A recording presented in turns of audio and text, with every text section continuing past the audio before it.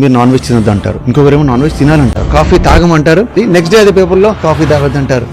ఏం తినాలి, ఏం బతకాలి సార్? తెల్లారు లేస్తే ఇదే. సిటీలో ఉండే వాళ్ళు ఇవన్నీ చేస్తూ ఉండేది. డీప్ విలేజెస్ లో రైస్ ఈక ముందర సార్ తెల్లన్నం తింటే మేము అసలు పని చేయలేము సార్, మీరు ముద్ద ఇండి అనేవాళ్ళు. మరి ఏంటి, ఎవరు ఇల్లిటరేట్? చదువుకున్నాడు ఇల్లిటరేట్ అనమాట. 80% జనాలకి ఫ్యాటీ లివర్ ఉందంట. ఆదివారం పొద్దున్నే పోయి బిర్యానీలు చేసి మటన్లు తెచ్చుకొని తినేసి కోడిని మింగేసిన పాములాగా పొట్ట మీద దొర్లి పెప్సీలు దాగి మెట్లు ఎక్కలేకుండా ఉండండి ఆయన, కింద కూర్చొని పైకి లేక ఏం జరుగుతా ఉంది. కూల్ డ్రింక్ యాడ్ కనిపించగానే వెంటనే తాగేస్తారంటున్నారు. అదే మీరు ఇంత చెప్పిన జనరల్ గా ఎందుకని జనాలు పాటించారు? ఏ సెలబ్రిటీ అయినా జొన్న రొట్టి తినండి, నువ్వుల లడ్డు మంచిది మీ కాల్షియం అని ఎక్కడన్నా అడ్వర్టైజ్మెంట్ చూసినారా?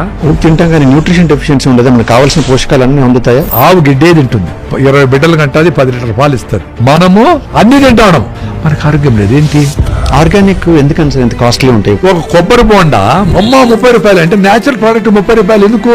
నువ్వు అది తాగితే బాడీకి కావాల్సిన న్యూట్రిషన్ వచ్చి ఆ మినరల్స్ వచ్చా హెల్తీగా ఉంటివి. నువ్వు కూల్ డ్రింక్ తాగితే కిడ్నీలో స్టోన్లు వచ్చా, అది తీపించడానికి ఒకటేసారి 1.5 లక్ష ఖర్చు వచ్చా. ఇవన్నీ ఎందుకు లెక్కేరు? హెల్త్ ఈటింగ్ పెరిగినా సరే హాస్పిటల్స్ ఎక్కువ వస్తున్నాయి, వ్యాధులు ఎక్కువ వస్తున్నాయి. ఎందుకని మరి? భూమిని పాపం రేప్ చేసి అది 5 టన్నులు ఇచ్చే భూమికి 50 టన్నులు టమాటాలు పండిస్తా ఉన్నారు. Very dangerous.